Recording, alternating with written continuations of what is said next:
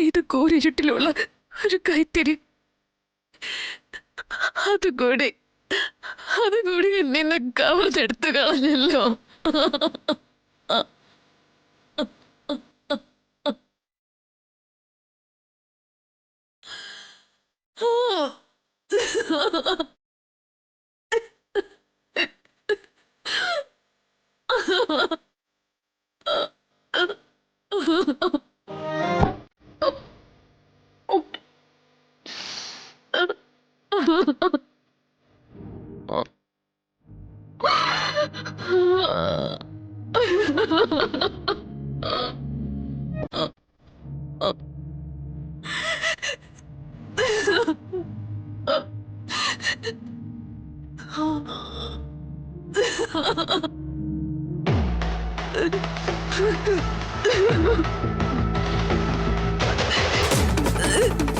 ഇങ്ങോട്ട് വാടി, ഇങ്ങോട്ട് വാടി. മതിയടി നിന്റെ നാടകം. എല്ലാവർക്കും മനസ്സിലായി കഴിഞ്ഞിട്ടും ഇവിടെ വന്നിങ്ങനെ പട്ടിയെ പോലെ മോങ്ങാൻ നിനക്ക് നാണമില്ലടി.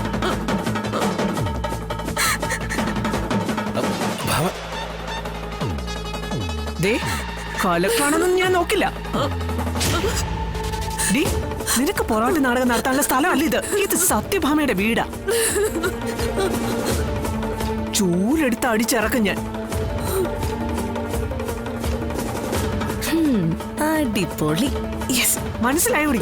സത്യമേ, എന്റെ മകൾ എന്ത് തെറ്റ് ചെയ്തിട്ടാ? എന്ത് തെറ്റ് ചെയ്തെന്നോ?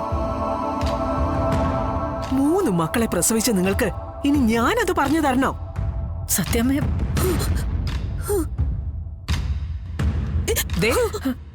ഈ നിൽക്കുന്നവള് എന്റെ മകന്റെ ഭാര്യയായിട്ട് ഒപ്പം കഴിഞ്ഞവളാ.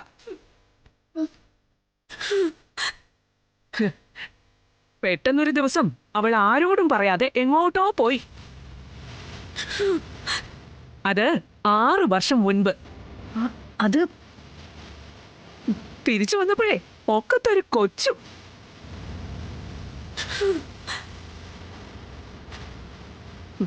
അവള് ഗർഭിണിയായതോ പ്രസവിച്ചതോ ഇവളുടെ ഭർത്താവായ എന്റെ മകൻ പോലും അറിഞ്ഞിട്ടില്ല.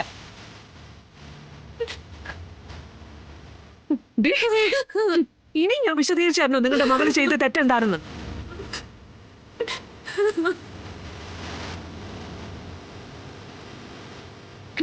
പറയാൻ ആർക്കും. എന്റെ സംസ്കാരം അതിനെ അനുവദിക്കുന്നില്ല. സത്യമേ, വിഷ്ണുവേട്ടനെ ഞാൻ ചതിച്ചിട്ടില്ല. അങ്ങനെ ചിന്തിക്കാൻ പോലും ആവില്ല.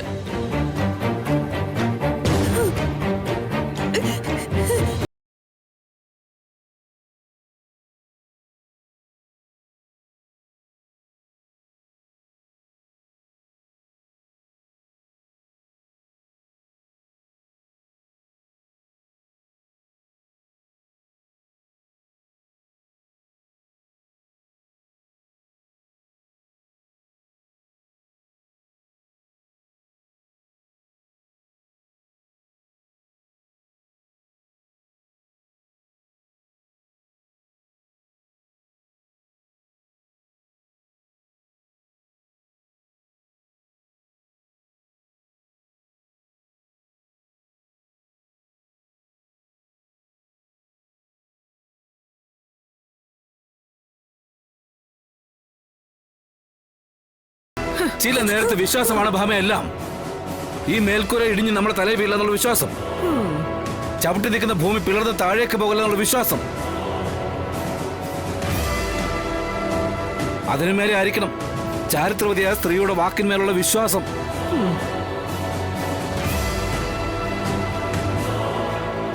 അങ്ങനെ ചില വിശ്വാസങ്ങളിലാ ഈ ഭൂമിയുടെ അച്ചുതണ്ട് വരെ ഉറച്ചു നിൽക്കുന്നത്. ചാരിത്രവതിയായ ഒരു സ്ത്രീ. സത്യമേ, എന്താടി നോന്താ നിനക്ക്? എങ്കിൽ പറയടി, നിന്നെ അമ്മയെന്ന് വിളിക്കുന്ന സത്യം ആരാണെന്ന്.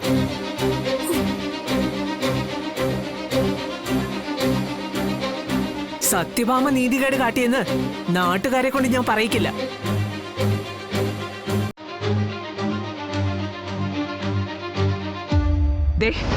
എന്റെ ആ ഒറ്റ ചോദ്യത്തിന് സത്യസന്ധമായ മറുപടി നീ തന്നാ മതി. ഇവളുടെ കഴുത്തിൽ കിടക്കുന്ന താലി ഞാൻ പൊട്ടിച്ചെടുക്കും.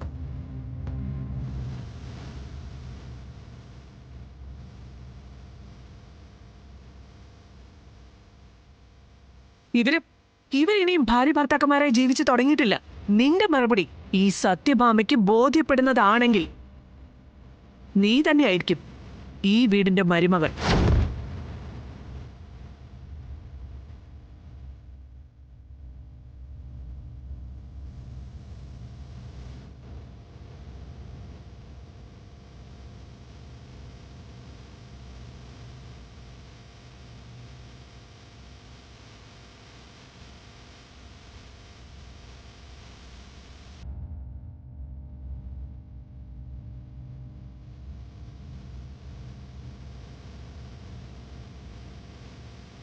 പറയേ, ആരാ സത്യം?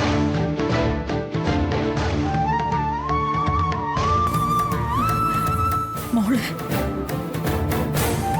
പറയേ. ഞാൻ പ്രസവിക്കുന്ന കുഞ്ഞിനെ ശ്യാമയ്ക്ക് കൊടുക്കും അമ്മേ. ശാലിനിയുടെ വയറ്റിൽ ഒരു കുഞ്ഞ് മാത്രമല്ല, ഒരു കുട്ടി കൂടിയുണ്ട്.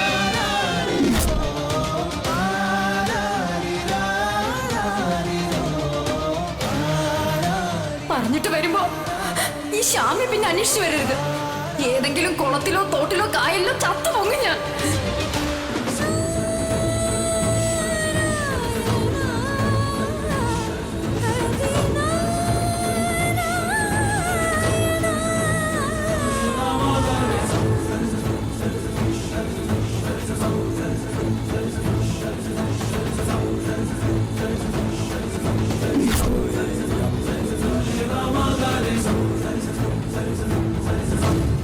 എന്താടി നിന്റെ നാവ് ഇറങ്ങിപ്പോയോ?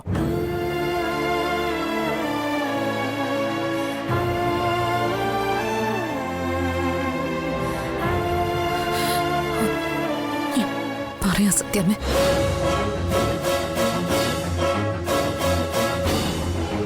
സത്യം ഈ വീട്ടിലെ കുട്ടിയാ.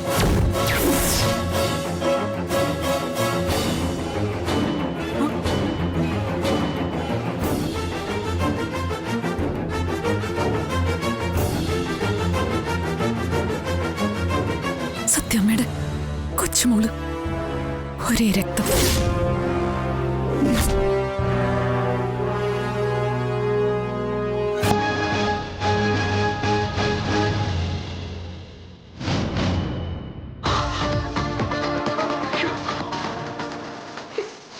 എന്റെ മോളെ, എനിക്കത് നേരത്തെ പറഞ്ഞ പോരായിരുന്നു മോളെ.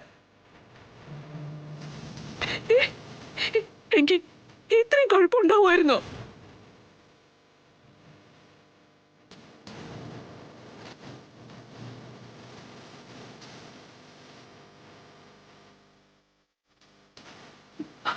പൊന്നി, അകത്ത് പോയിട്ട് എന്നെ മരുമകളെ സ്വീകരിക്കാൻ എടുത്തോണ്ട് വാ. ഒന്ന് വേഗം പോ പൊന്നി. ശരി സത്യമ്മേ. നിക്ക് നിക്ക് നിക്ക്. എന്താ സത്യമ്മേ? അല്ല, എന്താ നീ എടുക്കാൻ പോകുന്നത്? ആരതി? ദേ, ആരതിയല്ല,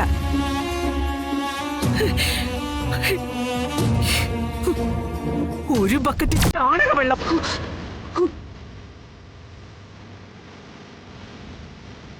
ഇവളുടെ തലവഴി കമിഴ്ത്താനായിട്ട്.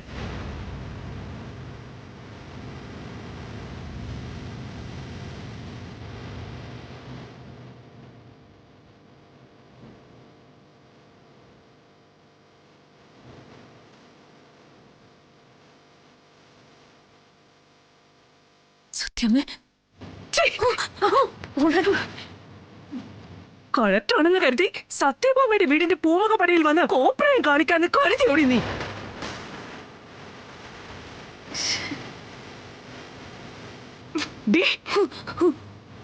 6 വർഷം, 6 വർഷം, നീണ്ട 6 വർഷമായി നിനക്ക് ഈ വീടുമായോ നാടുമായോ ഒരു ബന്ധവുമില്ല.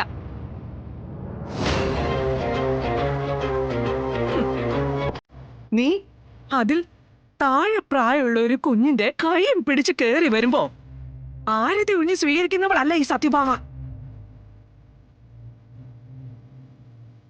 സത്യമേ, ചതിക്കരുത്. എന്റെ മകളെ കൈവിടരുത്. ചതിയോ? ശാരദാമ്മേ, ദേ, നിങ്ങൾക്ക് ആ വാക്കുച്ചരിക്കാൻ നിങ്ങൾക്ക് നാണമില്ലല്ലോ തള്ളേ. ചതിയും വഞ്ചനയും കാട്ടിയത് നിങ്ങളുടെ മകൾ. എന്റെ മകൻ കെട്ടിയ താലിയും കഴുത്തിലിട്ടോണ്ട് മറ്റേതോ ഒരുത്തന്റെ സത്യമേ,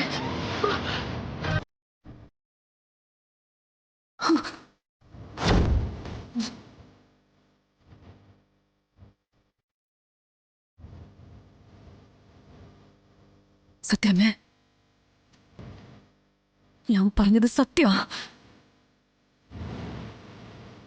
ഈ വീട്ടിലെ കുട്ടിയാ സത്യ.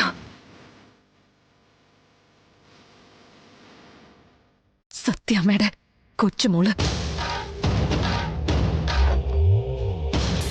ഒരേ രക്തം.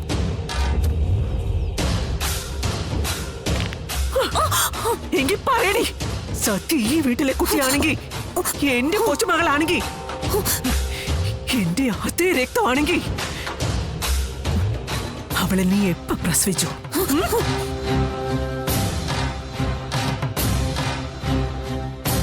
ഏത് വർഷം? ഏത് മാസം? ഏത് ദിവസം? സമയം, മണിക്കൂർ, മിനിറ്റ്, സെക്കൻഡ് എണ്ണി എണ്ണി എന്നോട് പറ. ഏത് ഹോസ്പിറ്റൽ? അതേത് സംസ്ഥാനം? ഏത് ജില്ല? പ്രസവം എടുത്ത ഡോക്ടർ, നഴ്സ്, അവരൊക്കെ ആരാ?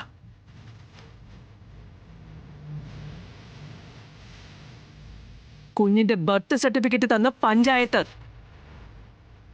നഗരസഭ,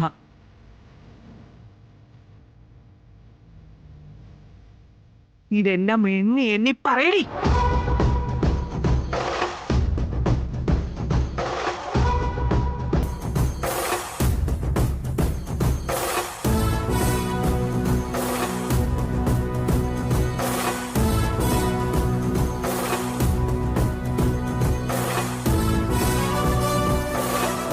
അവളെ നീ എപ്പ പ്രസവിച്ചു? ഏത് വർഷം? ഏത് മാസം? ഏത് ദിവസം? സമയം, മണിക്കൂർ, മിനിറ്റ് എണ്ണി എണ്ണി എന്നോട് പറ.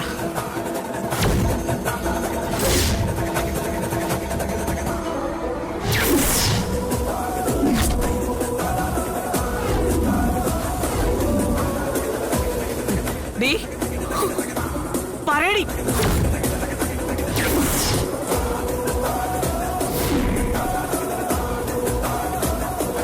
പറയടി.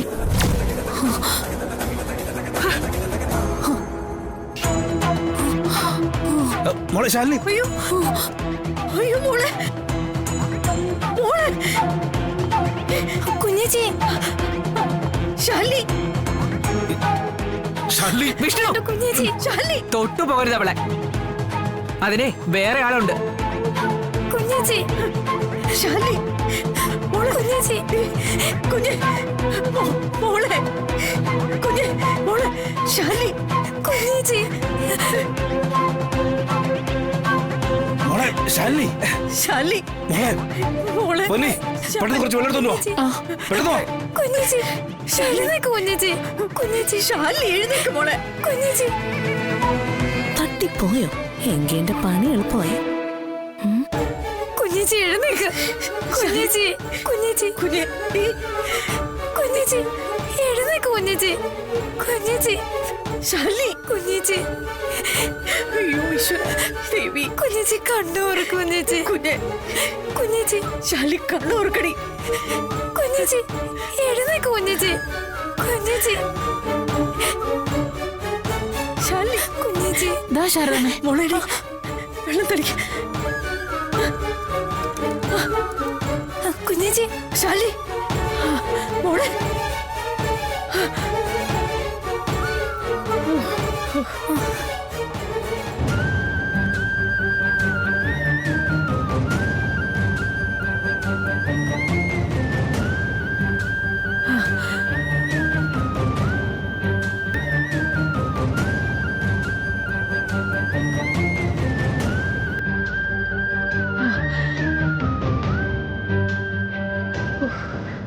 ഡീ സീതാദേവി ചമഞ്ഞത് മതി. എഴുന്നേക്ക്.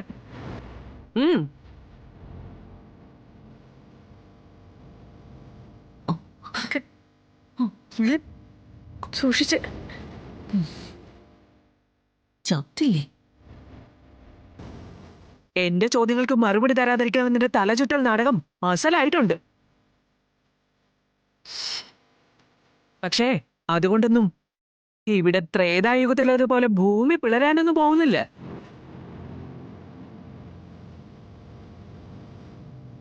നീ അതിലേക്ക് അന്തർധാനം ചെയ്യാനും പോകുന്നില്ല. എണീക്കടി.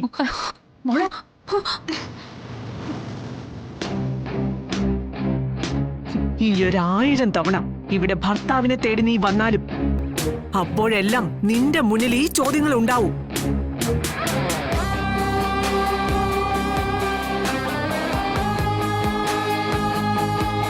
അതിന് നീ മറുപടി നൽകുന്നത് വരെ നിനക്ക് ബാലുകേറാമല തന്നെയായിരിക്കും ശാലിനി ഈ സത്യഭാമയുടെ വീട്.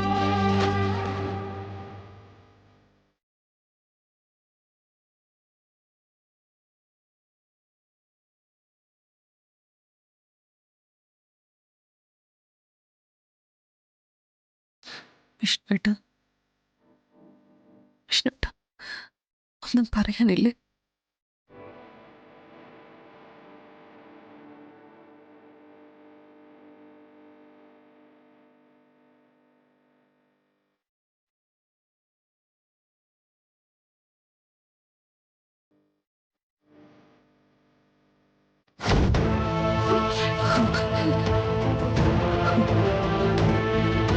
അവന് പറയാനുണ്ടടി. വാ ഇവിടെ. ദേ ഇവൾ.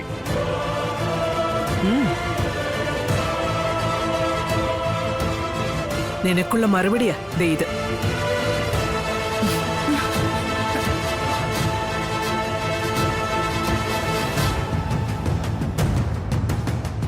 ഇവളുടെ കഴുത്തി കിടക്കുന്ന ഈ താലി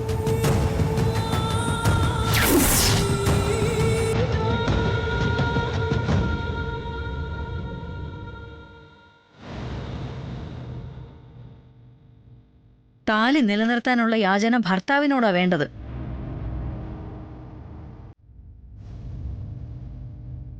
നിന്റെ കഴുത്തിലെ താലി കെട്ടിയ ആള് എല്ലാം കണ്ടും കേട്ടും ദേ ഇവിടെ നിപ്പുണ്ട്.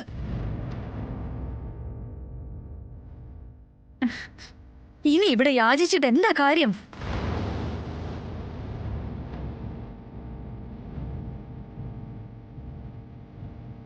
അല്ല, ഞങ്ങൾ എന്തോ വലിയ അനീതി ചെയ്ത മട്ടും ഭാവം ഉണ്ടല്ലോ നിങ്ങളുടെ വർത്തമാനം കേട്ടാൽ. കുറച്ചു മുമ്പേ സീതാദേവിയുടെ പേരും പറഞ്ഞ് പുച്ഛിച്ചല്ലോ സത്യഭാമേ നിങ്ങൾ എന്റെ മോളെ. സീതാദേവിയെ കാട്ടിൽ ഉപേക്ഷിച്ച ശ്രീരാമചന്ദ്രനും അവരോട് അനീതി പ്രവർത്തിച്ചതായി തോന്നലുണ്ടായിരുന്നില്ല.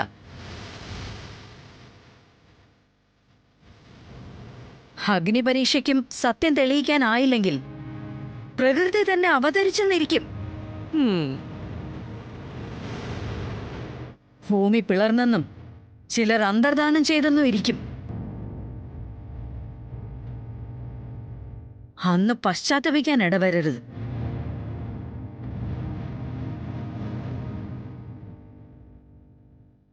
പാതിവൃത്യം ജീവനേക്കാൾ വലുതായി കാക്കുന്ന ഒരു സ്ത്രീയുടെ വാക്കുകളാണിതെന്ന് ഓർത്തു. ഓ,